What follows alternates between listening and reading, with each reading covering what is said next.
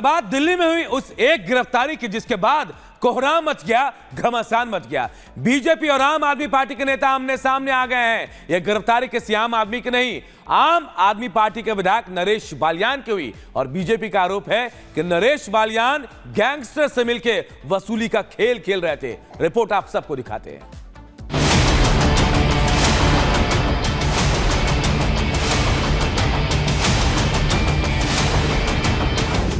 दिल्ली में एक गिरफ्तारी,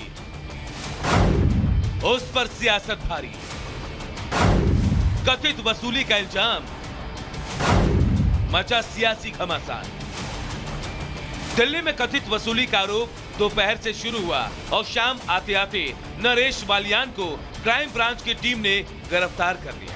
बस दिल्ली में राजनीति गरमाने के लिए इतनी कार्रवाई बहुत थी। बीजेपी की ओर से चलाए गए ऑडियो में आम आदमी पार्टी विधायक नरेश बालियान और कुख्यात गैंगस्टर कपिल सांगवान उर्फ नंदू के बीच वसूली को लेकर बातचीत हो रही है। ऑडियो के सामने आने के बाद नरेश बालियान ने सोशल मीडिया में पोस्ट कर लिखा और कहा, क्लिप को झूठा बताते हुए बीजेपी नेताओं पर कार्रवाई की बात कही। नरेश बालियान जी से मिलने आया था और पुलिस से मैंने जानने की कोशिश की है कि क्या उसको अरेस्ट किया या अरेस्ट नहीं किया है। प्री अरेस्ट, अरेस्ट और at the time of remand पे अब तो बड़ी स्ट्रिक्ट डायरेक्शन है कि जो अक्यूज है उसको लीगल एडवाइस चाहिए तो मिल सकता है एडवोकेट, न तो मिलने दे रहे हैं। मैंने एफआईआर की कॉपी मांगी, वो भी नहीं दे रहे। बीजेपी के इन आरोपों के बाद तो पहले दिल्ली पुलिस की क्राइम ब्रांच की टीम नरेश बालियान के घर पहुंची, उनसे पूछताछ की। इस पूछताछ के बाद ही नरेश बालियान को गिरफ्तार कर लिया गया। हम क्राइम ब्रांच के दफ्तर, उसी दफ्तर पे मौजूद हैं और यहाँ अंदर नरेश बालियान भी मौजूद है जिनको क्राइम ब्रांच की टीम ने गिरफ्तार कर लिया है। और गिरफ्तारी आपको बता दें कि 2023 के एक्सटॉर्शन मामले में यहाँ पर तय की गई है। आपको ये भी जानकारी दें, नरेश बालियान और एक गैंगस्टर का ऑडियो लगातार ही वायरल बताया जा रहा है। उसी ऑडियो के आधार पर यहाँ पे क्राइम ब्रांच की टीम उन्हें पूछताछ करने के लिए बुलाती है, उसके बाद उनको गिरफ्तार कर लिया जाता है। हालांकि इस गिरफ्तारी से पहले ही बीजेपी और आम आदमी पार्टी के बीच सियासी तलवार टकराने लगी थी, लेकिन बाद में हमले और तेज हो गए। दिल्ली के न्यायपालिका के आदेश को न मानते हुए भारतीय जनता पार्टी ने फिर से उसी ऑडियो क्लिप को चलाकर नरेश बालियान और आम आदमी पार्टी को बदनाम करने की कोशिश की।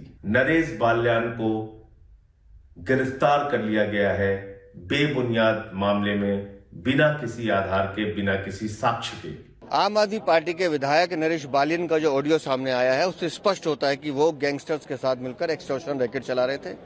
उत्तर नगर के जो प्रतिष्ठित लोग थे उनका नाम टिप्स रूप में देते थे और उनको धमका के पैसा वसूलने का काम करते थे।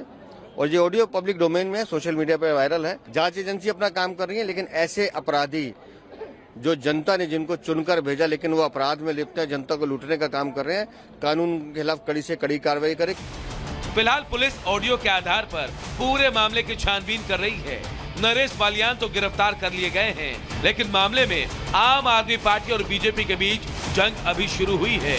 देखना होगा कि इस पर सियासी पारा और कितना ऊपर जाता है। Bureau report, Republic Bharat.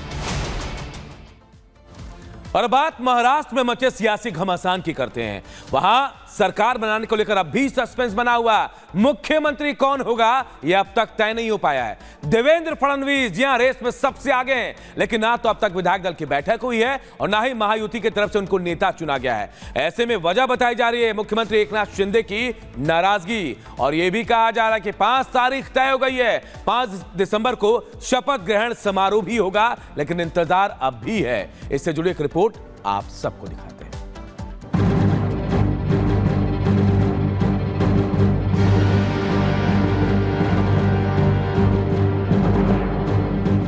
Maharashtra में सीएम फेस को लेकर सस्पेंस बरकरार।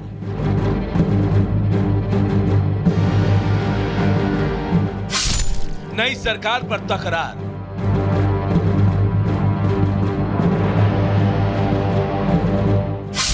नए सीएम का इंतजार।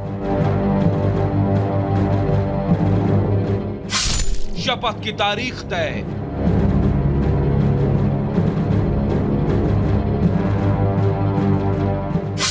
नए सीएम का नाम नहीं तय।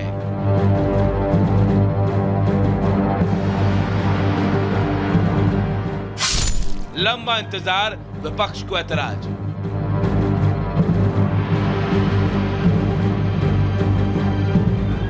महाराष्ट्र विधानसभा चुनाव के नतीजे घोषित होने के बाद 7 दिन बीत चुके हैं, लेकिन नई सरकार कब कार्यभार संभालेगी, इसका उत्तर किसी के पास नहीं है। दिल्ली से लौटने के बाद कार्यवाहक सीएम एकनाथ शिंदे सतारा स्थित अपने गांव चले गए। शनिवार को उनकी तरफ से कुछ बड़ा ऐलान होने की उम्मीद जताई जा रही थी, लेकिन अब उनके बीमार होने की खबर है। अभी तो सबकी तबीयत नॉर्मली ठीक है, क्योंकि थोड़ा फीवर है, बॉडी पेन है, थ्रोट इन्फेक्शन है और हाँ कोल्ड है। ऐसे में महायुति की सरकार के गठन की प्रक्रिया में देरी के आसार हैं। हालांकि कार्यवाहक डिप्टी सीएम अजीत पवार ने नई सरकार के गठन में देरी को लेकर कहा कि पहले भी ऐसा हुआ है। वहीं उन्होंने कहा कि 5 दिसंबर को नए सीएम का शपथ ग्रहण होगा और बीजेपी का सीएम होगा। आमच्या महायुतीचं सरकार स्थापन करायचं एवढा निर्णय झाला। भाजपचा मुख्यमंत्री होईल तोही निर्णय झाला। वहीं बीजेपी नेता चंद्रशेखर बावनकुले ने भी कहा कि नई महायुति सरकार 5 दिसंबर को शपथ लेगी। महायुति सरकार का शपथ ग्रहण समारोह माननीय पंतप्रधान नरेंद्र मोदी जी के उपस्थिति में मुंबई के आजाद मैदान पर 5 दिसंबर 2024 को 5 बजे होगा। जानकारी के मुताबिक देवेंद्र फडणवीस सीएम रेस में सबसे आगे हैं। 5 दिसंबर को शपथ ग्रहण समारोह से पहले बीजेपी और फिर महायुति की बैठक होगी, जिसमें औपचारिक तौर पर सीएम के नाम का ऐलान होगा। बीजेपी विधायक दल की बैठक सोमवार को होने की संभावना है। शपथ ग्रहण समारोह आजाद मैदान में होने की जानकारी मिल रही है। सूत्रों के मुताबिक शपथ ग्रहण समारोह में पीएम मोदी और गृह मंत्री अमित शाह भी मौजूद रहेंगे। वहीं सरकार गठन में देरी को लेकर विपक्ष महायुति पर हमलावर है। शरद पवार ने महायुति गठबंधन पर बड़ा हमला बोला। उन्होंने मुख्यमंत्री चेहरे में देरी को लेकर सवाल उठाया। एनसीपी प्रमुख ने कहा, इतना स्पष्ट बहुमत मिलने पर भी नई सरकार नहीं बन रही है, क्योंकि इनके मन में डर है। सरकार का क्या भविष्य है ये समझा जा सकता है, लेकिन इससे साफ है कि लोगों का संतोष हो या बहुमत, ये कोई मायने नहीं रखता। इनके लिए सिर्फ सत्ता ही सबसे अहम है। तो महाराष्ट्र का अगला मुख्यमंत्री कौन होगा, इसे लेकर सस्पेंस लगातार जारी है। वहीं एकनाथ शिंदे चर्चा के केंद्र में बने हुए हैं।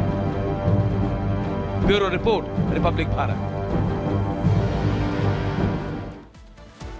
तो महाराष्ट्र का मुख्यमंत्री कौन होगा यह तस्वीर अब तक साफ नहीं हो पाई है, लेकिन मुख्यमंत्री के रेस में देवेंद्र फडणवीस सबसे आगे चल रहे हैं। एक उनके करियर के बारे में पूरी बात बताते हैं, उनका राजनीतिक सफर कैसा रहा। तो देखिए, कॉलेज के दिनों में एबीवीपी के सदस्य रहे हैं देवेंद्र फडणवीस। इसके अलावा देखिए, 1992 में नागपुर नगर निगम में पार्षद भी बने। 1997 में नागपुर के सबसे युवा मेयर भी बने।